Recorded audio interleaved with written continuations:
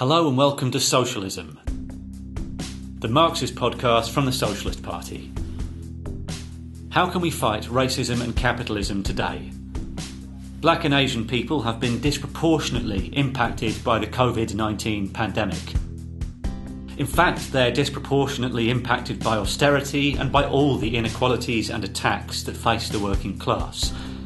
Meanwhile, working class youth showed their willingness to fight racism and class inequality in the magnificent Black Lives Matter protests last summer. So what are the next steps for the movement against racism? The Socialist Party has produced a new charter proposing some key demands in this fight. This episode of Socialism looks at the struggle against racism, a Black Workers' Charter.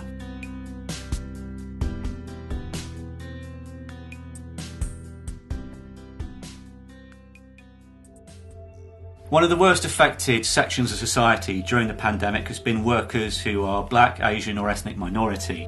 And the Black and Asian group within the Socialist Party has recently produced a new Black Workers' Charter addressing some of these problems, but also some of the underlying structural racism which Black, Asian and minority ethnic people face under capitalism, even when there's not a global pandemic tearing things up. So here to discuss all of that with us today, we have Isai Priya, who's a member of the Socialist Party's National Committee and also organiser of the party's Black and Asian group. Hello, Isai. Hello, Jane. And also Deji Olayinka, who's a Black Lives Matter activist and member of the Socialist Party. Hello, Deji. Hello. So our first question is, how did the Black Workers' Charter come to be? And actually maybe you should just briefly say why we're calling it a Black Workers' Charter. Sure, James. So the charter itself was a product of discussion within the Black and Asian group in the Socialist Party that's been ongoing since July last year. And it started off with, as you outlined, the fact that Black and Asian people in Britain have been disproportionately affected by the COVID pandemic.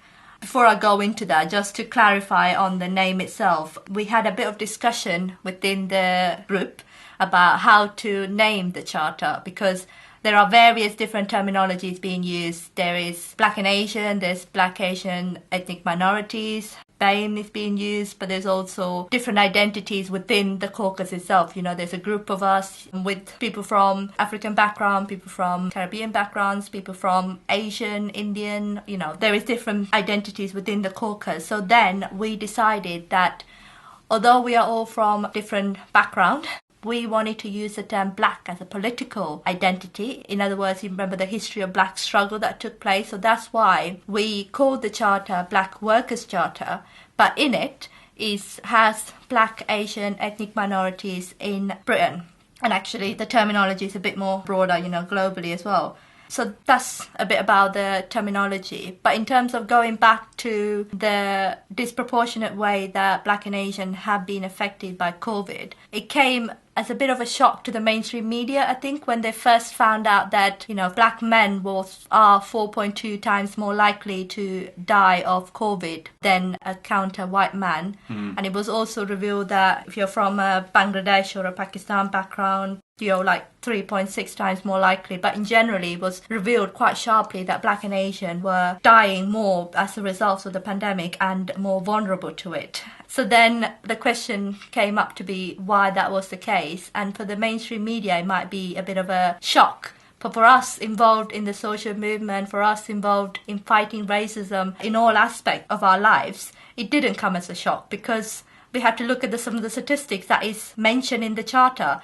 The fact that 45% of children from a BAME group are living in poverty, that BAME families are like 2 or 3 times more likely to be in persistent poverty. So these are just some statistics that are coming out about the fact that it's ultimately linked to poverty, the class and race inequality that exists within capitalism that has caused the disproportionate way in which Black and Asian have been affected by this pandemic. And we wanted to draw out, as well as some of these statistics around COVID and the impact, but we also wanted to draw out more of a broader points about why racism exists within this system and how we can end it but also the question of how do we concretely fight for the rights and to improve the living condition of Black and Asian people living in Britain. So the Charter has a couple of aspects to it. It has some of the arguments that we're putting forward in terms of the root cause of racism.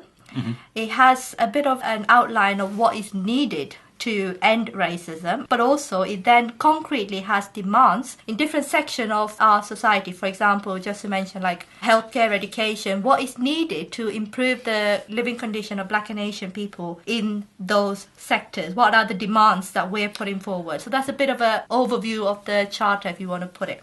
Great. And for listeners who are interested in reading a little bit more about how and why the pandemic has disproportionately affected Black and Asian workers, I would highly recommend a brilliant article, an analysis written by one of our Asian members, Jim Hensman, which goes into it all and actually uncovers that really the root of it is the sort of jobs and the sort of living conditions Black and Asian people are in, which is to say, fundamentally, it's the class divisions in society under capitalism which are driving these racial differences. But, of course, it's not just been Black and Asian people suffering through this pandemic, but there's also been a fight back, particularly among young working class people who exploded onto the streets last summer in the Black Lives Matter movement's resurgence. And perhaps, Deji, you could talk a little bit more about the significance of that movement.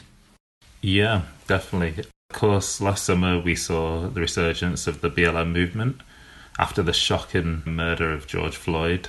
And the protests spread around the world, but also here to the UK, because we all saw that the same injustices that are happening in America also happen here too. Mark Duggan, Cynthia Jarrett, Jimmy Mubenga, there are too many names to list all the young lives that have been stolen from us through police brutality. And in fact, recently there was the death of Mohammed Hassan, who was a young man from Cardiff, and he died the day he left police custody. And the party have been supporting the family's campaign for footage of his arrest and his stay in police custody to be released to the public. And more recently, there were demonstrations both in Cardiff, but also some demonstrations in Parliament Square in the aftermath of Mohammed's death. And the party were there in solidarity with Mohammed's family. And in the demonstration in Parliament Square, the protest was actually quite small and everyone was wearing masks and being socially distanced. And just a couple of days earlier, nurses had done a similar demonstration outside of Downing Street. But despite all this, a van full of police stormed the demonstration, then forced them to leave without giving the protesters a chance to coordinate. They were chasing us away, threatening us with arrest. And it really highlighted the double standards of the police and their aggression against campaigns for justice. No, absolutely. And I think that's a really important point there. Because, of course, Deji, both you and I were on that demonstration in Parliament Square, and you're absolutely right. The police have been a little bit more hands-off when it came to, for example, sections of key workers who are out on strike, probably because they understand they can't make the same public media campaign against those workers who are dealing with the pandemic as they can attempt to do with Black and Asian youth who are standing up against police brutality and murder. So how does the Charter address police brutality then? Yeah, so the Charter has a mixture of the kind of short-term transitional goals related to current campaigns for justice, as well as some larger goals that can be achieved under a socialist government. So, of course, the Charter directly calls for an end to police brutality. There are also calls to stop specific racist harassment tactics of the police. The Charter mentions how black people are 9 times more likely to be stopped and searched by police in England and Wales than white people. And the Charter also calls for the end of stop and search because it's a police tactic that can only be practiced with prejudice. Often you hear lame excuses of people looking suspicious or people smelling of weed. But this can't hide the fact that police are stopping and searching young black teenagers because of where they live and what they look like. And also at the demonstrations last summer, we saw police with horses, riot shields, fully decked out in expensive gear, really ready to go to battle. And this was at the same time that we saw nurses struggling to get good PPE. And so the Charter calls for the demilitarisation of the police and abolishment of all paramilitary units. And that would include, of course, the Territorial Support Group, which is who we fell foul of at Parliament Square. So that's some of the headline demands which we're putting forward to address police brutality. But of course, it's not just the police. We also see, quite often, racist injustice following through in the rest of the legal system, in the courts and so on, in the prisons, how does the Charter address these injustices? Yeah, the party is well aware of the injustices that are seen throughout the rest of the legal system. We've recently been supporting the Free Sianda campaign. Sianda is a young woman who is currently serving a 4.5-year prison sentence for defending herself against a racially motivated hate crime. She suffered concussions, sprains and damages to her ribs during an attack. And despite all of this, the police didn't investigate the hate crime. Instead, they allowed her attackers to continually verbally abuse her. And in this case, as well as in the case of the death of Mohammed Hassan, and for all investigations, the Charter has called for an independent workers' and community inquiry, because we've seen way too often that the police can't investigate themselves. Too many times there's been no justice, really. But by having workers and community control, we can get the fair inquiries that people deserve. So that means rather than going through the established institutions of the capitalist state and official society, that the trade unions, tenants' organisations, community campaign groups, Black Lives Matter activists should elect from among themselves a kind of panel which is then resourced by the workers' movement and can genuinely be independent rather than, this or that figure from a different part of the establishment propping up another part of the establishment. Exactly. And that's within the Charter, the fact that we call for democratic control. Because it is who should make these decisions, isn't it? At the moment, these decisions are being made by the state that is oppressive, by the capitalist system that they are defending. And we say that shouldn't be the case. That decisions should be made in a democratic by workers, by communities, by people that are involved in it. So, for example, on the case of Mohammed, what that points that Deji was mentioning is outrageous that 52 police officers had been in contact with Mohammed in less than 24 hours that he was detained. It's absolutely outrageous. And so we can't let them be in charge of an inquiry because they're even refusing to release video footages. So we say who can genuinely represent us is the people who've been fighting on the ground. It should be the workers themselves rather than the police officers, should be the family involved. And that is a very important aspect of our demands, that we're calling for this democratic control in all aspects in our lives to make sure that we have a say in how things are being decided and run. And I think part of the reason why we wanted the police to be a big part of the Charter and actually is up on the top in terms of our demand is because it's not just an issue for the US. The killing of George Floyd was what sparked the movement around Black Lives Matter, but it's an issue well and truly alive here in Britain. Black people are 9 times more likely to be stopped and searched by the police in England, and we've seen various reports about how Black and Asian have been fined more during the pandemic as well. So it's quite clear and obvious to the people that Black people are disproportionately targeted. So we thought it's very important that we bring demand on how we're going to change and make it more accountable. But we also understand the limitation of our demands as well, because the police itself is an institution that is defending the capitalist system, that is defending the ruling class, if you want to say it, the rich. So they in no way are going to be representing us. And for us to have a truly control of the police, I would say that we would have to get rid of the capitalist system itself, which we can go into more later. But in the meantime, we need these reforms to make sure that they are accountable, that it is democratic control. And the fact that they, the points that Deji made, that we should oppose privatization of selling of prisons, for example, and that fundamentally, I know I keep repeating this, but I think it's very important, that it should be controlled democratically by workers and those involved.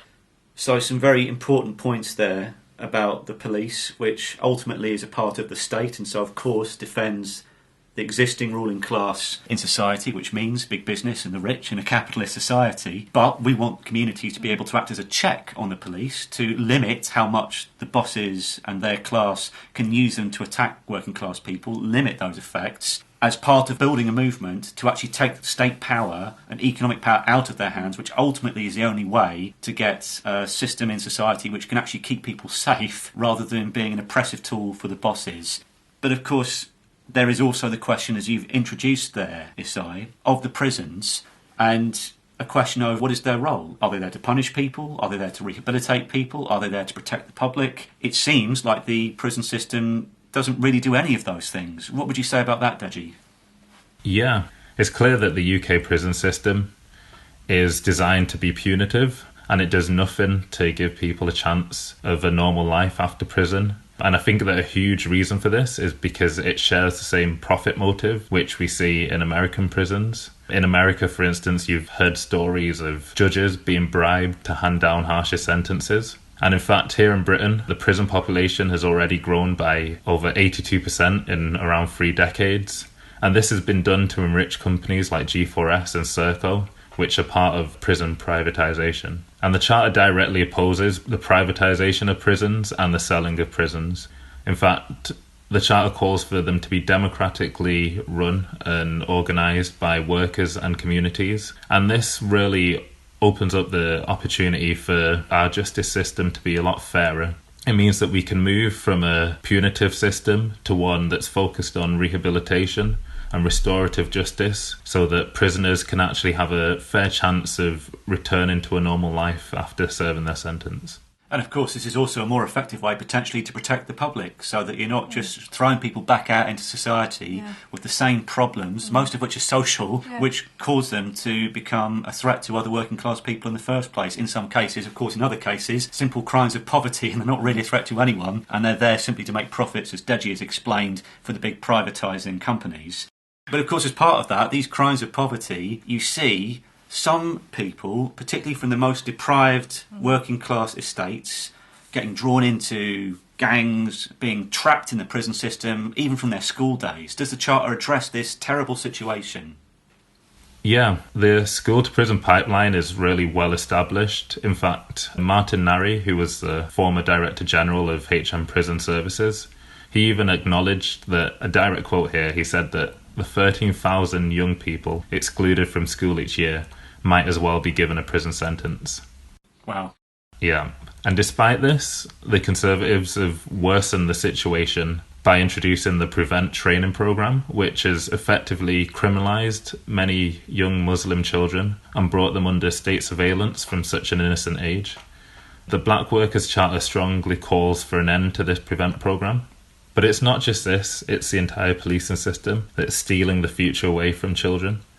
This is all happening because of a political decision to defund and remove the care and aspects of the state, which normally comes through teachers and mentors in schools and youth centres, and instead to replace that with the punitive hand of the police. And indeed turning teachers and youth workers and even healthcare workers themselves into the punitive hand of the state through this appalling Prevent programme, as you quite rightly said, Deji. Yeah. One of the main points in the Charter really was to ensure that we can secure a future for young people, and that involves establishing safe youth centres and investing in their future. So that means education and jobs as well, yes? Yeah, definitely. So this involves ensuring that young adults have a place to go and that the services they need are all there and fully funded and available. In fact, one of the Charter's demands are for more funding into youth services and vital services, including social care, education and the NHS. And we also recognise that poverty is what stops children from doing their best in schools. And that's why, just like Marcus Rashford, we call for free school meals as well as free travel for young people. For all young people? Yes. So how else can we help protect children from the trap of crime? Yeah, really it's poverty that drives many young people towards making money in any way so that they can try and support their parents who are under financial stress. And the reality is that at the moment, fraud and petty crime pay better and have better working conditions than the very few legal jobs that are available to young people. And this is why the Charter calls for no imprisonment for crimes of poverty, but also recognises the need for safe communities for all. And this can only really be achieved by radically changing the economy. So as part of this, the Charter recognises a need for a mass investment in jobs and training, as well as an end to low pay and the scrapping of zero-hour contracts, as well as an end to the super exploitation that we see in the gig economy. Beyond this, it also calls for the immediate increase in the minimum wage to at least a real living wage of £15 an hour. And for many people who can't work because of disabilities and other circumstances, it also calls for an end to enforced poverty.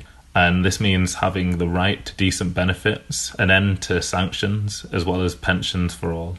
And this would go a long way, wouldn't it? As well as solving the direct economic problems, it would go a long way towards addressing the alienation which a lot of young people feel, which on top of the need to simply survive, which drives some people towards petty crime, the need to have a sense of belonging when all of society is telling you you're not going to be able to get a degree, and if you do, you come up with loads of debt. You won't have a good job. You're not going to be guaranteed a home. There is no future for you. So where do you get that sense of belonging? And I'm sure that is an aspect of what drives some young people into this dangerous direction as well. But talking specifically about education a little bit more then, during the Black Lives Matter protests, we heard calls to decolonise the education system. How does the Charter respond to these calls? Yeah, that's true. I've had discussions with teachers who are keen to get unions to fight for the decolonisation of education, and it's clear that there's wide support from all aspects of society. And so the Charter supports changing school curriculums to include Black history, working class struggle, as well as trade unions' records in fighting racism. However, just like our policing demands, we know that the capitalist state won't offer education on things like anti-colonial revolutions or other parts of Black history.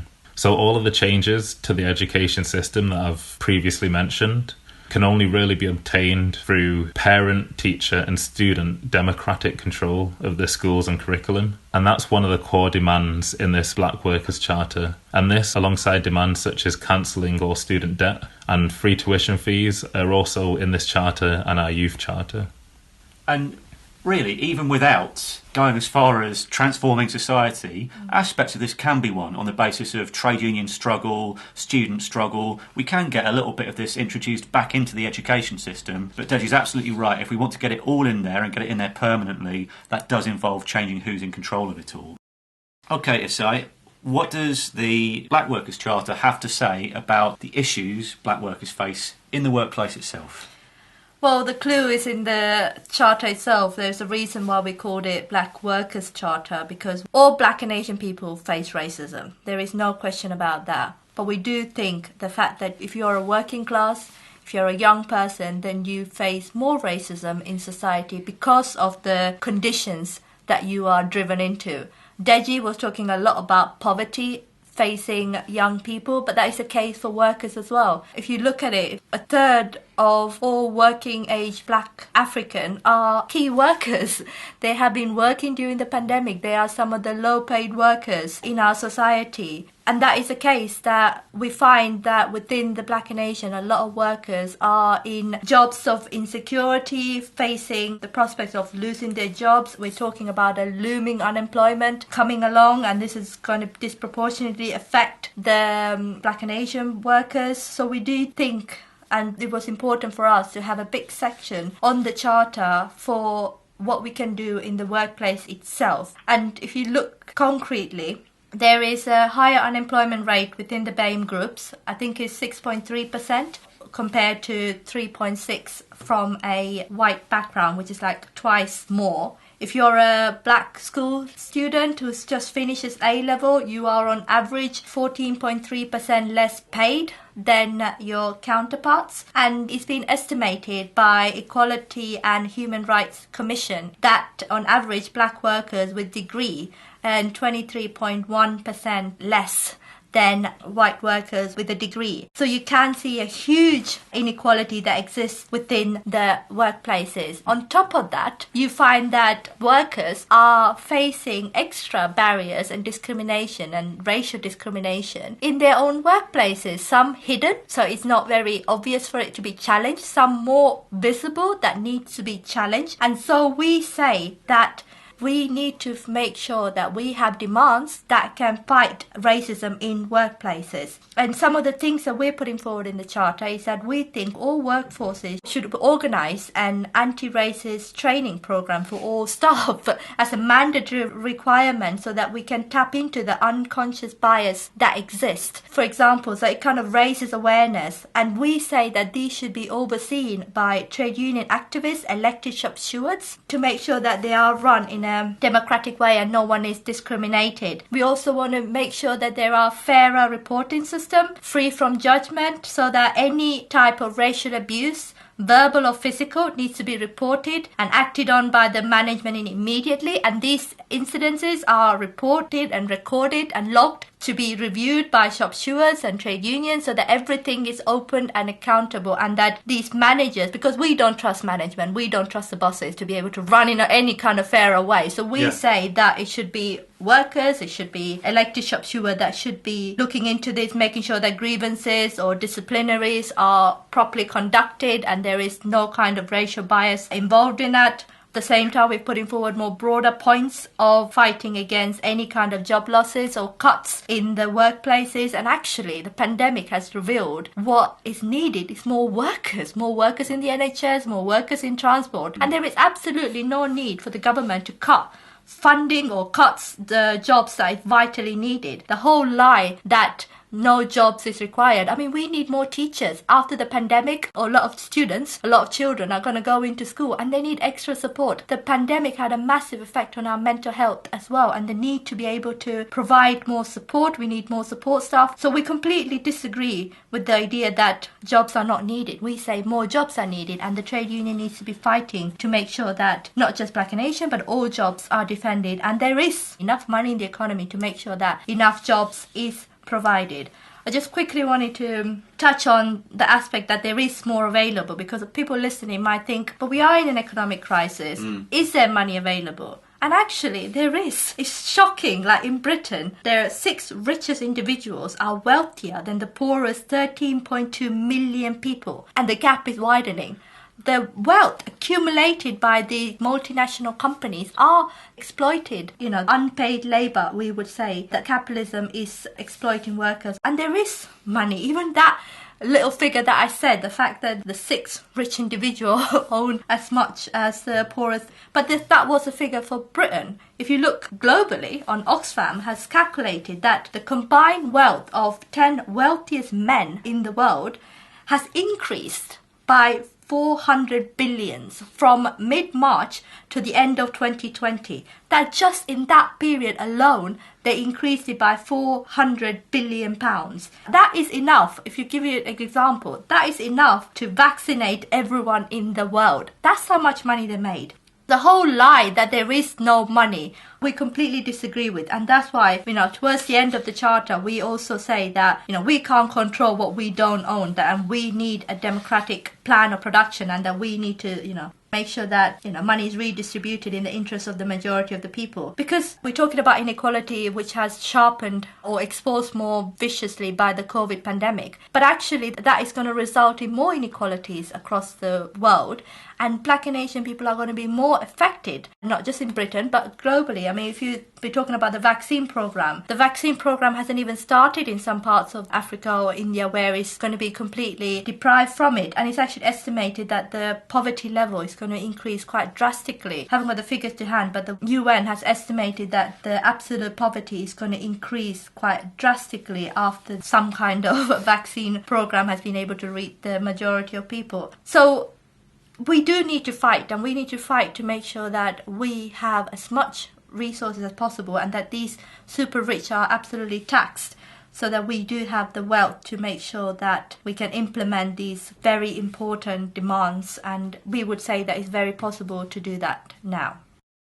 One of the highest profile workplaces has been the National Health Service, where there's a big proportion of Black and Asian workers in medical roles, nursing roles, but also support staff, cleaners, porters and the like. And healthcare is a major issue for Black and Asian workers for all sorts of reasons. So what does the Charter have to say about that, Isai? Well, there's 2 aspects, isn't it? There's the workers in healthcare itself, and there is those that use the services. So in terms of, like you mentioned, the fact that there are more Black and Asian in the NHS, 40% of doctors are from a BAME background. And in London, 67% of adult social care workers are from a Black and Asian background, and 50% of the nurses are from the BAME background. So their charter kind of addresses 2 aspects of it. First of all, what is needed to protect those workers, that they should be given the adequate PPE that is required to make sure that they are protected from the pandemic.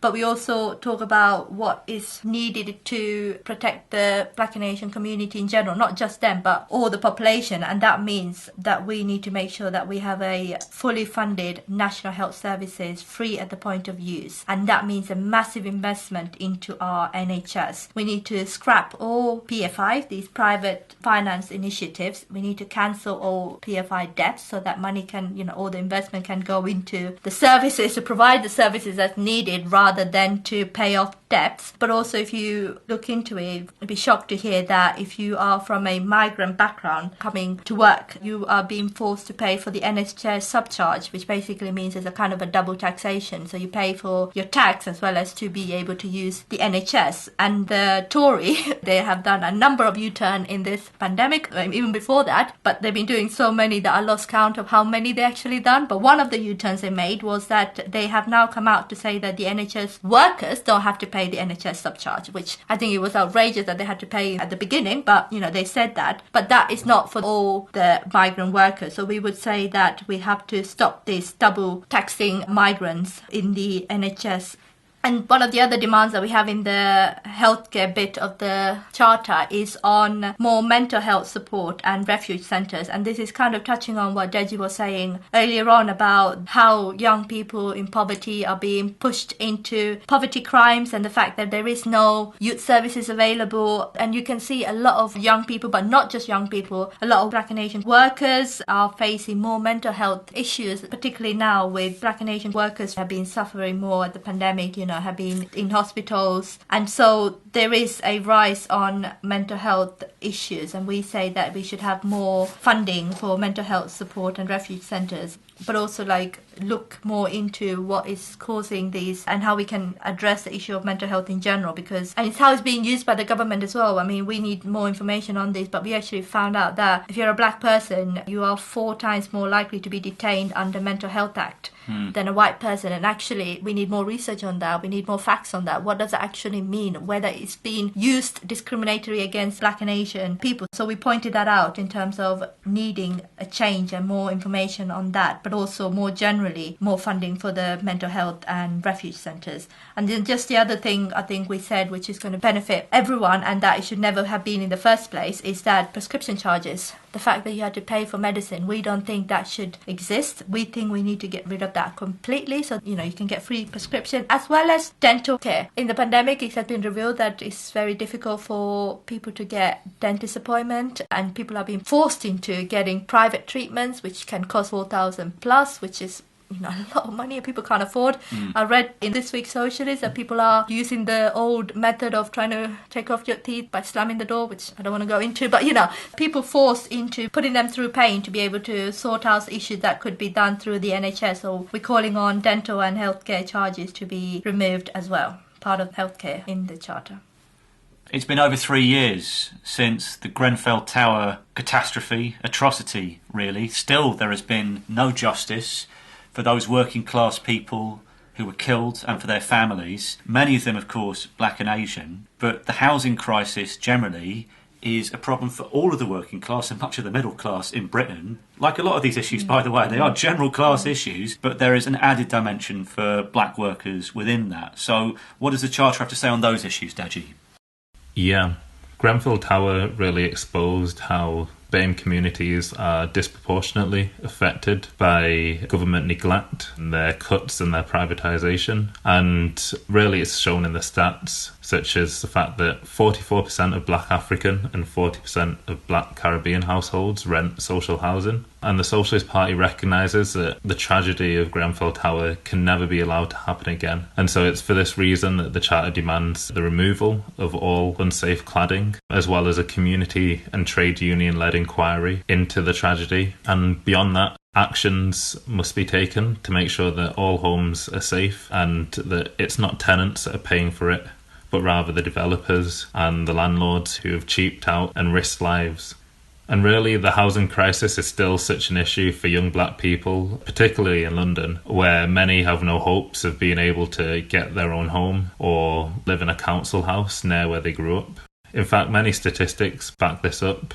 Homelessness amongst Black households rose by 48% in the 5 years from 2012 to 2017. And this is really just a sign of the levels of the housing crisis. In fact, for many young people, if they want to move out of their family home, then really the only option is to be exploited by private landlords and to be forced to pay huge rents for poor quality housing. But the truth is that many people, many migrants, aren't even able to have access to the private housing market. A survey found that 33% of private landlords were less likely to rent to someone that didn't hold a British passport. And so the Charter recognises these issues and demands a cap in private rents, as well as calling for a mass programme of building council houses and for an end to evictions. There's been a number of mentions of migrant workers in the Charter so far, and that's quite a sensitive question, I think, because even a lot of Black and Asian people who live and work in Britain have concerns over questions of immigration, given how much public services, housing, jobs, pay have all been battered. So what does the Charter have to say about immigration specifically? How do we satisfy the needs and rights both of refugees and asylum seekers and migrants, and understandable concerns about public services and so on? No, you're right on that. And actually, immigration is a favourite topic of the right wing. We saw it during Brexit, that has been used by both sides, Leave and Remain, about immigration and the propaganda against it. But there's two sides of it, isn't it? So we disagree with the ruling class and the right wing trying to use immigration to blame, because what they're doing is scapegoating migrant workers and the Black and Asian people in Britain to blame them for the lack of services available, whereas we don't think that is the case. We think it's austerity measures that caused the crisis that we're in. If you talk about the NHS, it's not an accident. We, as a country, went into the pandemic with the smallest number of ICU beds in Europe, and actually when you look at it, our hospital beds has been halved in the last 40 years, I think, which is an indication of the neoliberal policies of the government, the Tories and New Labour before that, about how they made sure that there is the bare minimum services available to not kick them out of power, but at the same time enough for them to carry through the neoliberal offences. And so we completely disagree with the rhetoric that it is the migrant workers or immigration that is causing the strains in our services. Having said that, there is a genuine concern in the number of people in the immigration figures, and that is being further accelerated by the huge refuge crisis that we're facing in the world, with the foreign policies of countries like US, even the UK in terms of its foreign policies. If you look at it, the fact that we're still supplying money to Saudi Arabia is one example of how the UK have been contributing. So I do think all of these questions needs to be addressed in terms of the foreign policies of the country, and the fact that the UK is not going to go around bombing parts of the world so that people have been desperately pushed into leaving their home or abandoning their families and countries, which is not an easy choice. That's the other thing we need to recognise. People are pushed into this, whether it's the desperate conditions in terms of corruption and the war, but also poverty is pushing a lot of people to seek a future for themselves and their family, and we do not blame them for trying to do that. So I think on the question of immigration, we said in the Charter that we should end all hostile environment policies that have been put forward, first of all by Theresa May, that's been carried on by the other Home Secretaries. And we say that we want to call an end to all racist immigration laws. And that is quite an important demand, because if you look at the Windrush generation, the fact that this generation has been targeted quite unjustly, and we're still waiting for the compensation to be given for the victims. So these kind of policies need to be stopped immediately. But we also call for community and trade union oversight into our borders, because if you are rich, if you are, a private estate trying to buy loads of housing and make profit out of them, you have no borders in terms of coming to Britain and staying here. I mean, there is no borders exist for you, isn't it? If you're rich, you can go whichever part of the world, you can use as much services as you want. But if you are from a working class, poorer background, then you are challenged. So I do think the question is who makes this decision on the borders, and at the moment it's not working class people. We don't have a say on who comes in and who can stay. So I would say that one of the things that we need to put forward is oversight onto our border controls, which I think would be a really important demand. And having trade union oversight of the borders as well. Exactly, yeah. This prevent unscrupulous bosses from shipping in labour from overseas and cynically paying those workers who've just arrived less than workers who are already here. The trade unions can say, yeah, OK, they can come in, but they come in as a trade union member and they pay the rate for the job, and you can't use that to divide workers against each other and drive down wages. Yeah. And that would solve a lot of the problems. No, exactly. And actually driving down wages, a concrete example will be what's happening in the detention centre. And we found out, this is known to everyone now, but it took a bit of revealing to find out that those in detention centres are paid as little as £3 an hour to work in the detention centre. So they're using these detainees, and some of these are refugees, they're using these detainees to do the work and paying them the bare minimum. I mean, I would say it's really exploiting those workers, and it's such a form of exploitative labour. So they're paying these detainees £3 an hour, and that means that workers who were doing those jobs haven't got jobs anymore. So we want to make sure that there is a rate of pay for those jobs so that migrant workers can't be used as a form of a cheap labour, because that is what's happening. So we need to make sure that there is a rate of pay for the jobs to make sure that we all paid the same amount. So we're calling on that as well, a part of on the Immigration Charter. And one thing I would like to raise in this as well is the question of representation as well. We talked about this. We talked about a lot about democratic control of oversight of the trade unions, but we also need our political representation as well, because at the moment we got a lot of Black and Asian politicians who are not at all representing us. We got loads to give examples of. We got Rishi Sunak, we got Sadiq Khan, and Priti Patel, I would say, is on the course to being the most hated politician. I mean, the fact that she this week came out against the BLM movement saying that, she'd never agree, she doesn't agree with taking the knee, but also more broadly saying how it was disgusting that they was come out, she doesn't support the BLM protests. Actually, she went as far as saying that she doesn't support all protests, but then was quite quickly taking that back and realised what a big mistake that would be for her. The right to protest remains a right for workers and, for us to be able to have a say. But she has come out against those things, and she is not a representation that we want. She might be from a Black and Asian background, but she is not representing Black and Asian people in any of those policies, in anything she says. And in fact, I would say that she is the voice of the capitalist class and the Tories that she is representing. And so one of the demands in the Charter that we're saying that we don't trust any capitalist politicians, we don't trust these right-wing politicians that are not representing us. We need a working class political representation, a voice for us, both, in various aspects of our lives, but most importantly also in our political sense as well, that we want to be able to vote and elect people that represent us. And that means what is a program, what is the policies they stand on, and that is what it comes down to. So one of the demands in the Charter is for that we need to fight for a new mass workers' party on our interests, that represent our interests. And so that is one of the demands that we're putting forward right at the end, because we do think they're all connected. These charters, although we're talking about different aspects of it, so like we're talking about healthcare, education, the racism that exists in all aspects of our lives, but it's also all very much connected. And the final point I would like to say is that austerity, we talked a lot about poverty and austerity and the choices that these capitalists carrying through, this neoliberal attack. And we are completely against that, and we do say that this is being impacted more on the Black and Asian people. And so we need to completely come out and fight for the most unified program that we can, to be able to put forward a fighting program. And that comes down to who in society, what force in society can make that change. And we say in the Socialist Party that it is the workers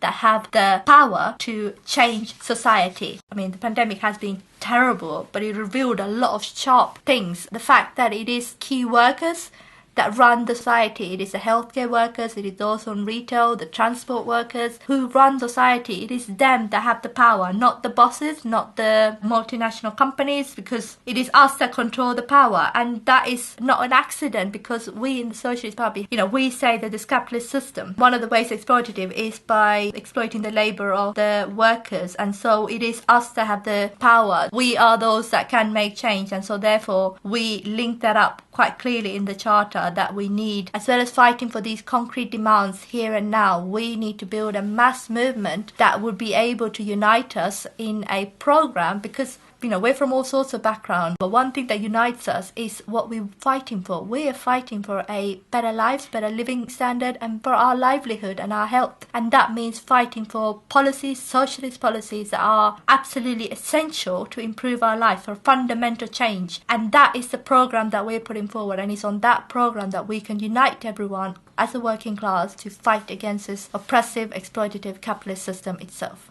So these important points you're making about austerity, you'd also mentioned earlier on that the bosses and their political representations, the Tories, the Blairites and so on, they attempt to use migrants and black and Asian workers as scapegoats to say that it's their fault for all the cuts and privatisation which they've carried out in defence of the profit system and the capitalist class. And I think that's really important because Deji, you'll have seen this, we've all seen this, we were all on the Black Lives Matter protests when they exploded onto the scene last summer. That was black and white youth, actually. Working class black and white youth. And this point that it affects all of us, not just all black and Asian people, but all working class people and many middle class people as well, actually, in Britain and around the world. This is key.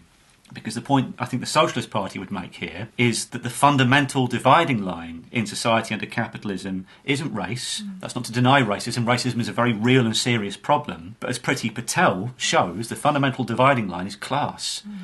That Priti Patel does not represent working class people of any race. So our demands for things like closing detention centres, for the right to work for asylum seekers and refugees, these are part of a general demand for housing for the whole working class, a general demand for decent, well-paid jobs for the whole working class. That's just a component of it. So you talked about a programme which can bring all sections of the working class together to fight both racism and its source, a society based on class divisions. So perhaps we should conclude by looking at how to use the Black Workers' Charter. What do you both think about that?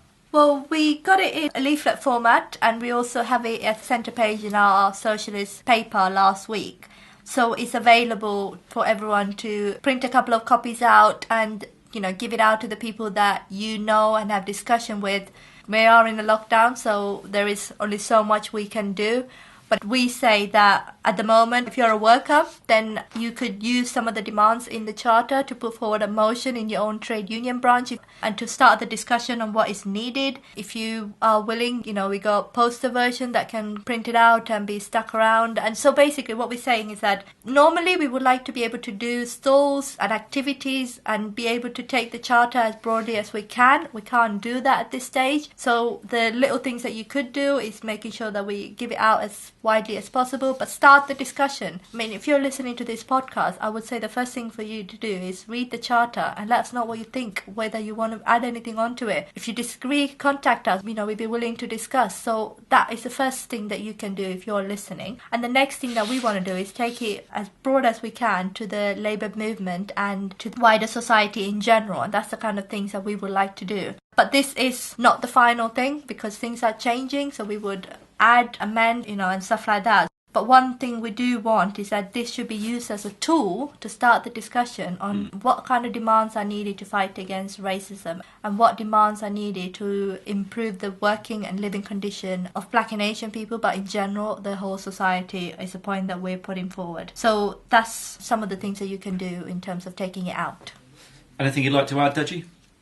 Yeah, as I was saying, I think that this document should really be taken out to any campaigns, any local campaigns that spring up over the coming year, and we should see how people react to it, see if there are new clashes and new kind of sources of oppression that people are facing, and we're ready to include those and address those in our charter. And I also think that it's important that we continually adapt this charter so that we can reflect any new growth or any new changes that are happening in the lives of Black and Asian people around the UK, so that we can be at the forefront defending them against any sort of form of racism or oppression.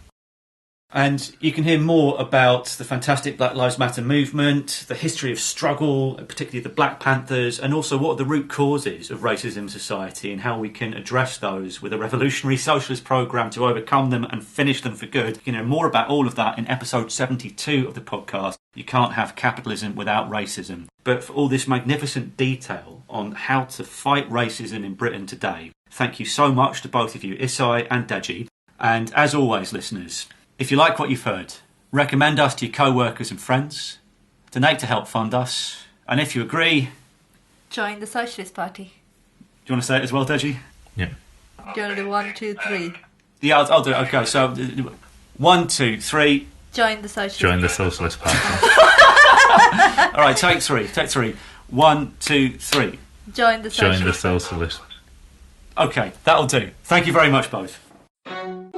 Socialism is produced by the Socialist Party, the England and Wales section of the Committee for a Workers' International.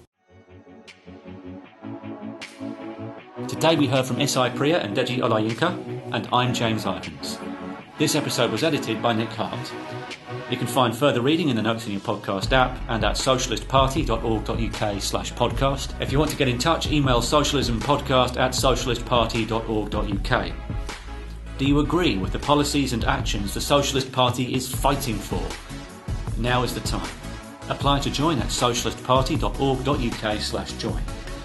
If you live outside England and Wales and want to join the fight for socialism in your country, contact the Committee for a Workers' International by visiting socialistworld.net. Socialism, the podcast, has no wealthy backers. We rely on funding from the working class, which maintains our political independence. So help us take the fight to the capitalists. You can make a regular donation or a one-off payment at socialistparty.org.uk/donate. Till next time, solidarity.